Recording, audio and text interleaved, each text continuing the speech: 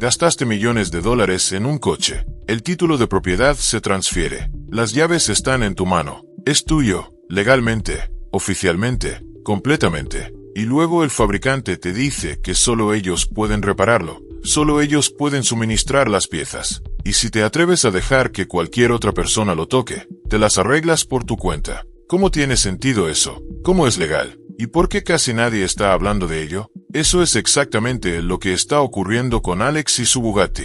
Y si sigue adelante con la impugnación legal que ha estado preparando, este caso podría transformar toda la industria de los coches de lujo. Empecemos por la ley, porque ahí es donde se encuentra la base de esta disputa. En octubre de 2024, la UE aprobó su legislación sobre el derecho a reparar. El objetivo era claro: romper el monopolio de los fabricantes sobre las piezas de repuesto y los servicios de reparación. En concreto, la ley se dirige a lo que se denomina piezas visibles de repuesto, parachoques, luces, paneles de la carrocería. Exactamente los componentes por los que los fabricantes históricamente han cobrado una fortuna. Se introdujo una cláusula de reparación unificada, que en términos sencillos significa que los consumidores tienen el derecho legal de elegir piezas no originales, proveedores independientes y mecánicos de terceros sin penalización. No más control exclusivo. No más lealtad forzada a las redes oficiales de concesionarios. La ley fue diseñada para reducir costes,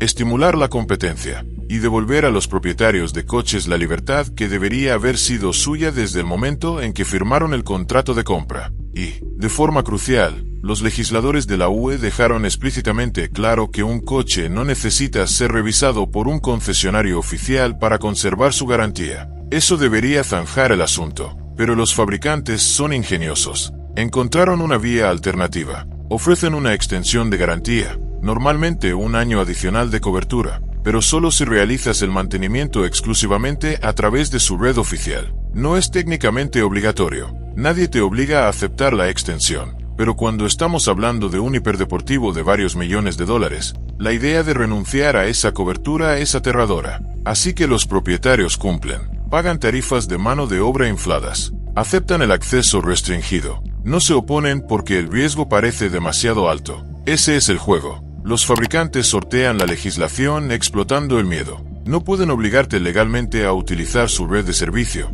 así que en su lugar hacen que la alternativa parezca peligrosa. Y como la mayoría de los propietarios de estos vehículos tienen demasiado que perder y muy poco tiempo para luchar, los fabricantes se salen con la suya. Siempre. Hasta ahora. Alex compró este Bugatti legalmente en una subasta. El título se transfirió. La propiedad no está en cuestión. Pero la respuesta de Bugatti ante su reconstrucción independiente ha sido el silencio, la obstrucción y la negativa a cooperar, como si la venta viniera con condiciones invisibles, como si la propiedad estuviera supeditada a su aprobación continua. He aquí por qué esa postura es legalmente peligrosa para ellos. El derecho europeo de la competencia no es ambiguo en este punto. Los fabricantes tienen prohibido obligar a los clientes a utilizar redes oficiales de servicio. Tienen prohibido crear monopolios sobre el acceso a la reparación. Bloquear a mecánicos independientes el acceso a piezas, herramientas y datos técnicos no es solo inconveniente. Puede constituir una conducta anticompetitiva,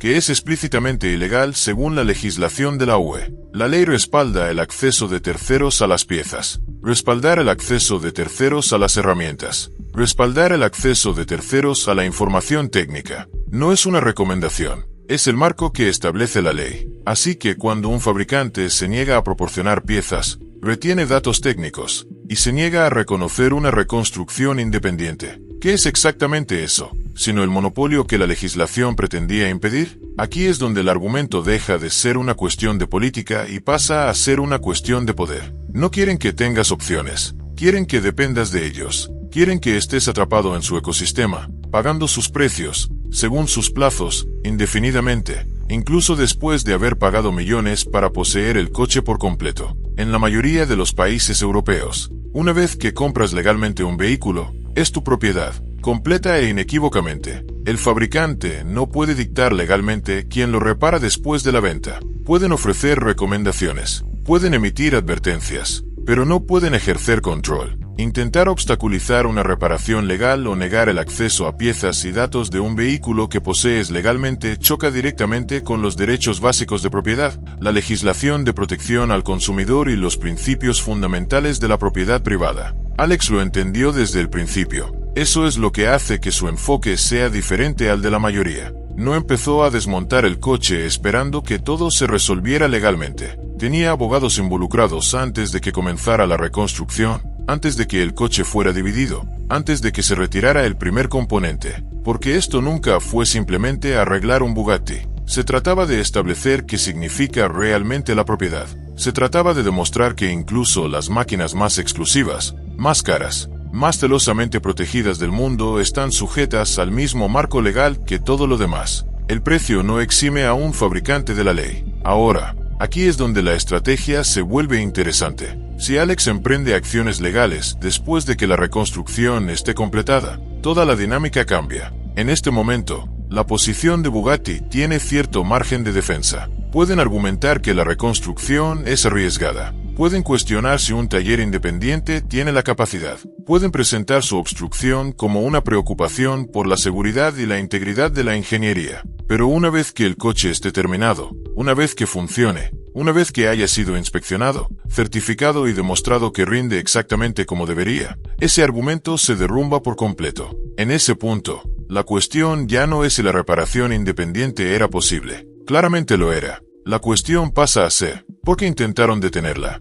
¿Por qué retuvieron su cooperación? ¿Por qué se negaron a proporcionar piezas y datos de un vehículo que el cliente posee legalmente? La seguridad y la integridad de la ingeniería no son respuestas válidas cuando la reconstrucción independiente está ahí, completamente funcional, como prueba. Ese es un caso mucho más difícil de ganar para Bugatti. Y lo saben. Esta es también la razón por la que el caso importa más allá de un solo coche y un solo propietario. Se trata de un precedente. Un desafío legal exitoso confirmaría que los fabricantes de coches de lujo e hiperdeportivos no están por encima de los mismos principios de propiedad y competencia que rigen el resto de la industria automotriz. Establecería que el derecho a reparar no es un derecho que desaparece una vez que un coche supera cierto umbral de precio. Porque si un fabricante puede hacerle esto a un propietario de Bugatti, alguien con recursos, con apoyo legal, con una plataforma, imagina lo que están haciendo con todos los demás. ¿Qué impide que Ferrari adopte la misma postura? ¿Qué impide que Porsche, McLaren, Lamborghini hagan lo mismo?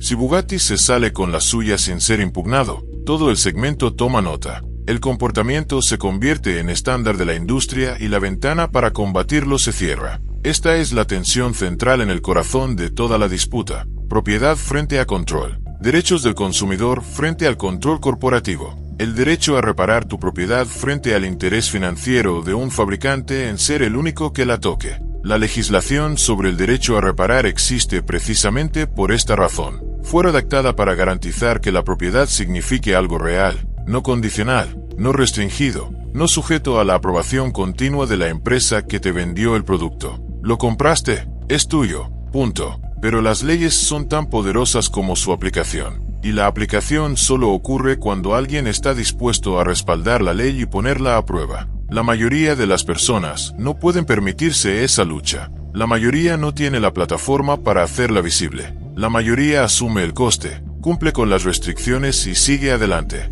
Alex tiene los recursos, tiene la base legal establecida, tiene una reconstrucción que, si se completa con éxito, se convierte en la prueba más convincente que podría tener. La pregunta ahora es si dará el siguiente paso. Si esto llega a los tribunales, Bugatti se enfrenta a una decisión difícil. Pueden luchar y arriesgarse a perder. Y si pierden, todos los fabricantes de hiperdeportivos pierden con ellos. Se establece el precedente. El marco legal se pone a prueba y se confirma. El control exclusivo se vuelve indefendible en toda la industria. O no luchan, llegan a un acuerdo discretamente, revisan sus políticas internas sin ningún reconocimiento público, y esperan que la historia se desvanezca. Pero incluso ese resultado establece un precedente. Señala que cuando un propietario responde con preparación legal y presión pública, los fabricantes retroceden. Tampoco es una victoria limpia para ellos. De cualquier manera, esto no termina con la reconstrucción. La reconstrucción fue la fase 1.